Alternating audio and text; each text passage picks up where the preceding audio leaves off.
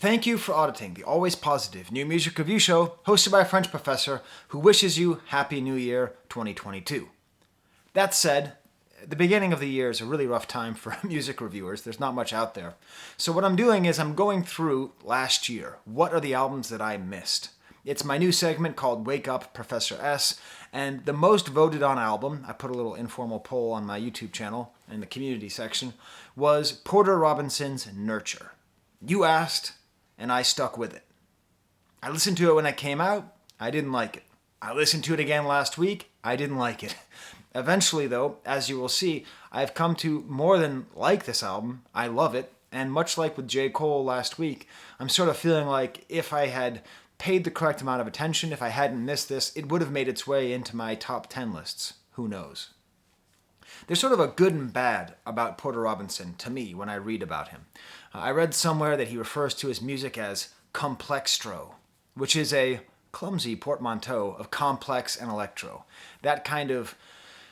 Whenever a musician thinks that much about their music and talks about their music as though they are a music critic, that's usually a bad sign. But there's also some good things in his bio. One was that he was inspired to make music because of the video game Dance Dance Revolution.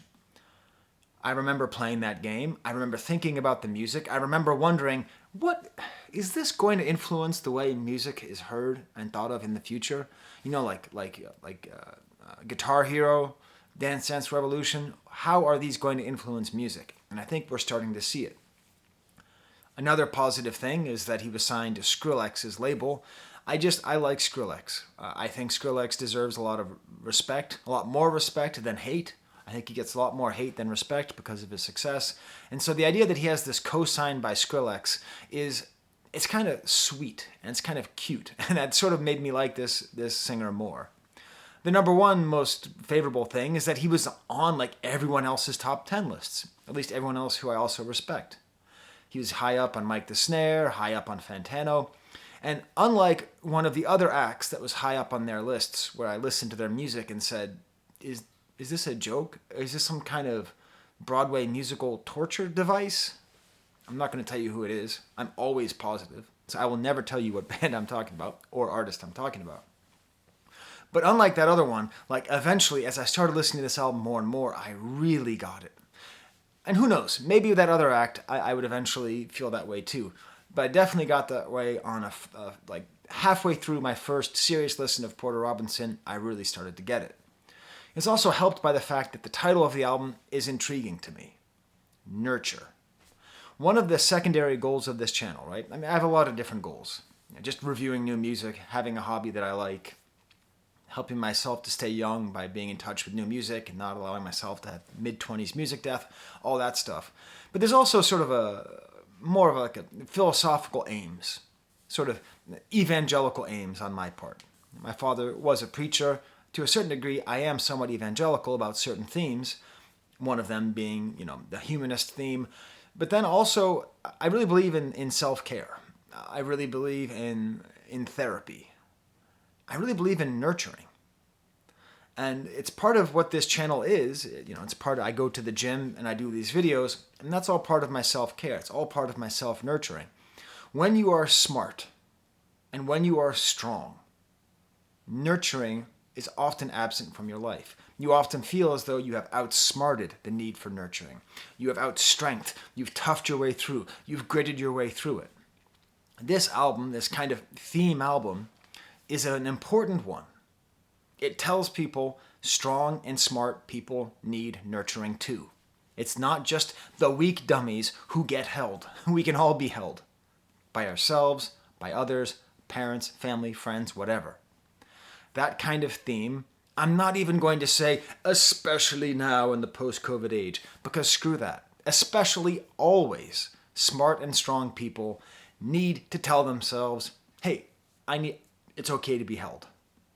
We've been seeing that happen, even in hip-hop, like the Makami album from a couple weeks ago, and we're starting to see that in other places. So thematically, I am totally in line with this album. Nurture over nature 100% of the time. That's my personal belief.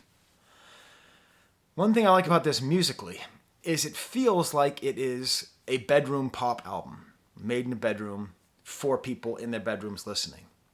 But it's also kind of a club album. There are certain times where you kind of want to get up and dance. And then there's even times where you sort of wish you could hear this album filled with 30,000 people in a stadium. It's bedroom, club, and stadium music. And in a way, this reminds me most of that Charlie XCX album from last year. In that way, where it's both bedroom and epic at the same time. This got me going on a little bit of a self-reflection about my own bias. And I realized the fact that this is a man singing this is the reason probably why I didn't like it. I don't think it's that far away from, A.G. Cook's work. I don't think it's that far away from Charlie XCX or Carly Rae Jepsen or Kim Petras or any of these other sort of beautiful young women that make this music that I sort of allow myself to like. Maybe there's a part of me that gendered Porter Robinson or ascribed values to him and didn't allow myself to be nurtured by another man. Because this is a very nurturing album. I don't know. I thought of that on the way home. This isn't part of my original thoughts. But I do think there is a chance that the reason that I didn't accept this is because of some kind of weird patriarchal goblin that lives in the back of my brain. And your brain, too. We all have patriarchal goblins. It's a funny image. Goblin. Men should rule the world. Okay. Another comparison I'd like to make, while we're in the world of A.G. Cook, is 100 gecs. I think in a way we could compare this as a sort of 100 gecs meets soft rock, like James Taylor or something. Like 100 gecs, there's a lot of pitched voices, vocal manipulation, chopped up glitchy beats, times where you go, is something wrong with the feed, or is this the way the music is supposed to sound? But then on top of that, there's just this smoothness, this gorgeous voice and clarity and hope and lack of cynicism and lack of snark and lack of postmodernism, which makes it not at all like 100 gecs. I don't think they're in opposition, but I do think we can see them in conversation. I think we can see this moment in music of this very aggressive, hyper poppy, indie poppy, stadium poppy, bedroom poppy, poppy, all coming together and having a conversation like, what can you do with, what can you do with that? You can aggravate people, you can get them up and dancing, or you can get them to meditate on the nature of home and what is home.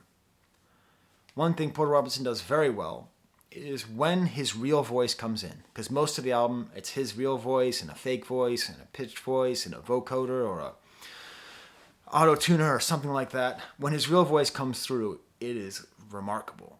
It's like a hit across the face. It's a very neat trick he's able to pull. So let's give you my stamp. I'll have a sip of my hot honey water. I'm going to give you my stamp. Stamp of the album, my example homework song for you to listen to. Do, re, mi, fa, sol, la, ti, do. First of all, there's an element to this album that is about music itself. There's another song called Musician. And I think that's part of the album's themes, is the saving, the nurturing quality of music. What I like about this song and why I soloed it out is it has like all these bird sounds that also get chopped up with weird robot sounds and like plucked guitar and electro guitars. And it has like all these organic and electronic instruments and notes all blending to the point where you can't tell if it's a bird sound or if it's a robot being... You can't tell if it's a robot having its testicles crushed or a bird that's being slightly pitched electronically. Some kind of Aphex Twin style drums come in. It just keeps building slowly and slowly until some blared sounds and the sounds of kids playing. Nostalgia, the themes of home, is all the way throughout this album. Eventually, a synthesizer finds some normal rhythm, and the singing is super distorted and goes into the do, re, mi, fa, sol, la, ti, do. The computer aids to hit some high notes. Almost becomes bossa nova after this first verse. Some cool left-right panning in the instrumental verse, and these kid sounds in the back. And by the time you're done listening to this song, you feel like you've just gone to the park, and you sat on a bench, and you've seen kids play on the playground, and you've seen birds, and you've thought about home. And you looked up to the sky, and you've seen the sun, and you see how gentle and sweet all the world can be. That's sort of what the entire album is. It's that feeling. You're sitting on a bench. You're watching kids play. It's like you're an old man. It's like you're a happy old man reflecting on life. Except you're actually, 26, 27, however old this guy is. So let's go through the rest of the album a little bit quicker. The album opens with a song called Life Like. The nature of life is one of the other themes on the album. It's an instrumental introduction. When my wife first heard this, we were driving. Must have been picking up a kid somewhere. And she was like, why are we listening to this hold music? And that was the feeling that I got. Like, it seems to be always on the line of like really good electro music and hold music.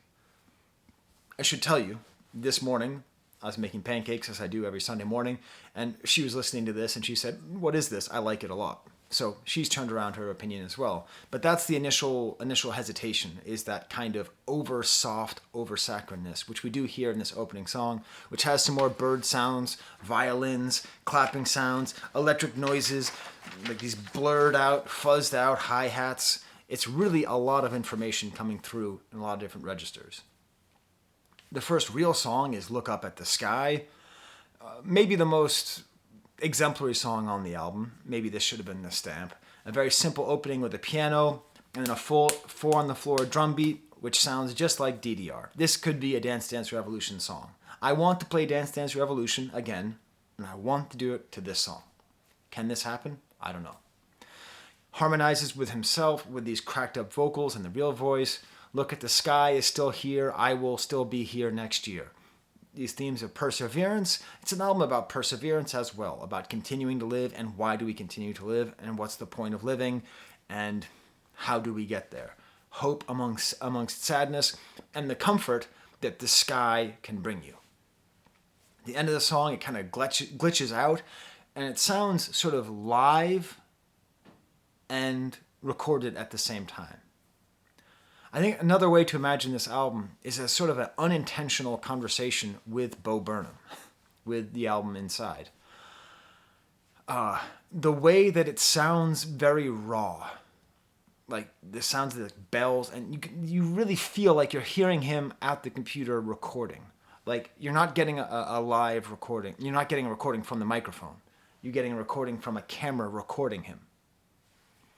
There's a kind of rawness, a kind of, not only is there a conversation with 100 Gex, but with Bo Burnham, where the isolation and the sadness that's implied in Inside, the sense of hopelessness and never-ending repetition and guilt, the unbearable whiteness of being unbearably white, all these kinds of questions of guilt and trauma and isolation are sort of turned around, and instead of it being an inside album about being inside, it's an inside album about the existence of the outside. And with that existence, we should find some comfort. This is a really good album. I should not have skipped it. I don't remember what I was listening to when this came out, but next song is called Get Your Wish, and I really appreciate this because I make a song for my daughter every year for her birthday. It's a thing I've done now for 14 years. And I always have to use the metronome. And there's always this temptation to leave the metronome sound in. I almost always take it out because it just sounds like it's a temp track. But I think it's intentional as part of this somewhat conversational, somewhat inside adjacent album where we feel the process. Hearing the metronome, you feel the process of a bedroom pop artist as they work. But he doesn't just keep it on, he uses it and integrates it. The whole song's about how and why to persevere. It's uplifting and slightly epic, how to walk on water. Maybe the best moment on the album is in the bridge or some kind of breakdown that happens where there's like this violin and a dulcimer and then this really great drum line and then the metronome sound and then the altered voice comes in. Back in the old days, a couple of years ago, I would play music for you. I would play this 15 seconds for you if it didn't mean that my video would get taken down or whatever, or copyright struck. But it's a really beautiful moment. And it's this attention to detail which this album requires, which I'm not quite capable of doing in these, where I only listen 6 or 7 times to an album. But part of what gives me the sense that I should probably buy this album. I should probably sit with it for a while. I should probably listen to it in the spring. not in the middle of winter. It's a very spring, hopeful album. Speaking of spring, Wind Tempos is the next song, mostly instrumental, chopped up and glitchy, electronic sounds and strings and piano, a little trippy, and keep singing It's So Holy, the most 100 gecs sounding here, very aggravating, but it sounds so live that you can hear the mouse clicks. Next song is called Musician, fully played, like the vocals seem to be entirely played like as a sample on a keyboard. More metronome sounds. It's an upbeat driving song, the most spring song on the album. I was so nostalgic, but I can do without it. Another part of this theme of losing home, of home changing its nature, of moving on past home, moving past childhood. So much of this album is like this awash in nostalgia and childhood and childishness. There's a hey, ha, from It Takes Two, that JB sample, the James Brown sample, pitched up in the background, which that means the dishwasher's done. That's what that beeping means. It seems kind of intentional having a throwback to older house songs or older techno songs with that sample. Next song is Do Re Mi Fa So, My Stamp. Then comes Mother. More hints of the metronome all the way throughout the album. More choppy sounds, kind of cutting left to right. Wait a minute. Did I? You see, this is why I should edit. I don't edit. You know that. I turned over the wrong sound. I'll go back to discussing the song Mother again. I'll start over again on Mother without editing. More hints of the metronome. Booming sounds with the voice and the keyboard and booming drums. And it's a song all about mother's love. Very sweet song, like totally unironic. Like one of the most sweet songs. I think if you played this and John Lennon's Mother, you'd get whiplash for different depictions of love, especially the image of the empty room of the kid who's moved up and moved out. Dullicent is super glitchy. This is a song this morning where my wife said, is something wrong, or is that the way the song is supposed to sound? Sweet Time is funny that it falls right after Dullicent, because Sweet Time is like so cheesy and good, but just so cheesy. This moving verse, like it feels like it could be a soundtrack to a CW show, like that there's a certain, like, you could have a montage of a character thinking about, having to go off to college and leave behind his high school girlfriend, and like going through the little knickknacks and letters and that they send to each other. That's the kind of song it could be, but it's really good. Halfway through the moving verse, there's this kind of loud, blaring sound. Slightly hopeful lyrics. Ever since I met you, I don't want to die anymore. Remember when, like, talking about when the summer would end. It's very kind of pulsing, and then the drums come in. It gets even more emotional. Great kind of offbeat notes at times, and then just a great outro where this voice is doubled with a vocoder voice or a auto-tune voice or some kind of pitched up voice, and these kind of more sweet lyrics about the nature of sweet time. Next song is Mirror, more choppy songs. This is the one that goes left to right, kind of scratchy vocal sounds. This and Mother remind me a fair amount of Postal Service, which I never got into. I could have gotten into them.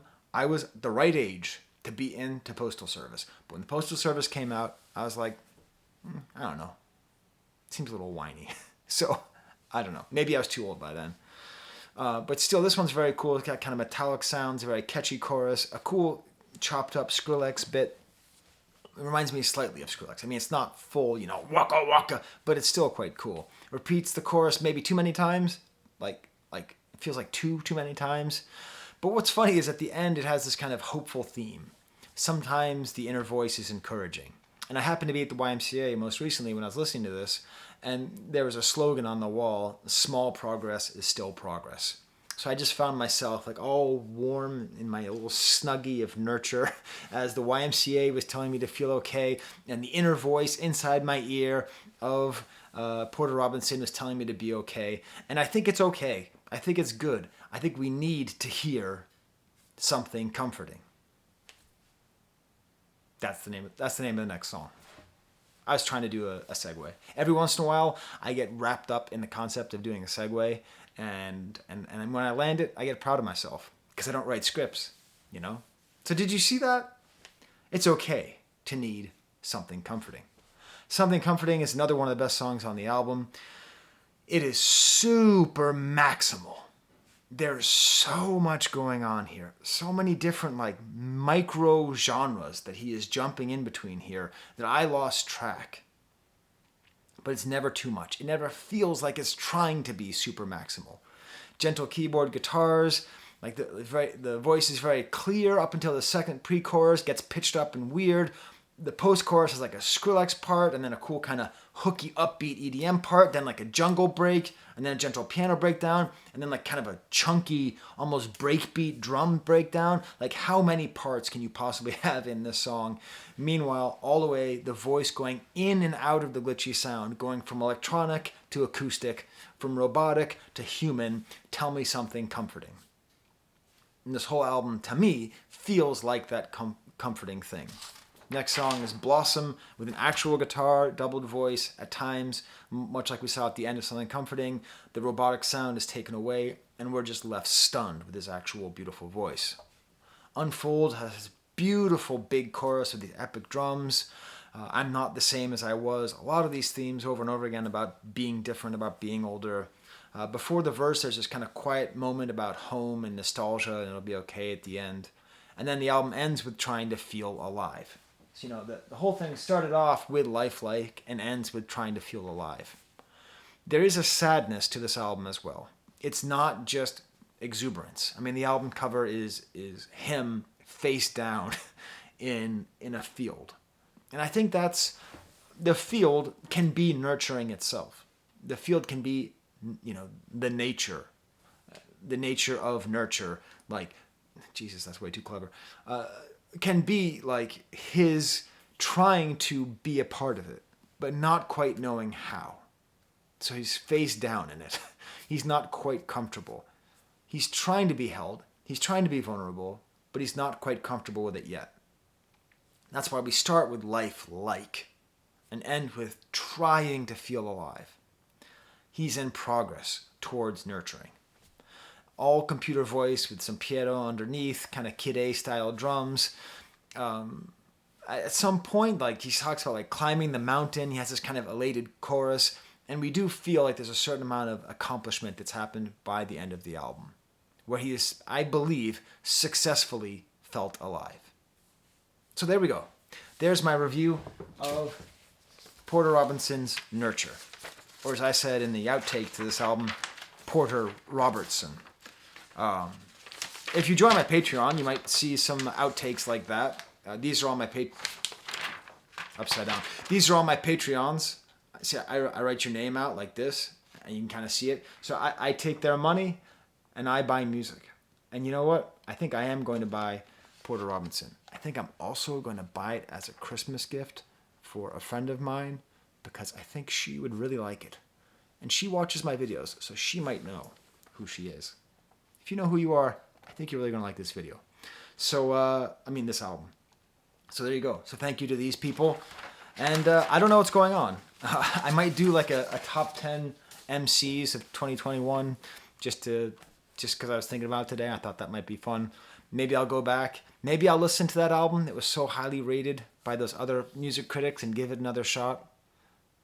I recognize that it's good, but I just find it unlistenable. Maybe that'll change, just like it did with Robinson. Okay, well, until next time, there's my new microphone. How's it sounding, by the way? Have you noticed a difference since Christmas that my videos, do they sound better? I can't tell, but I bet they must. And there's the camera.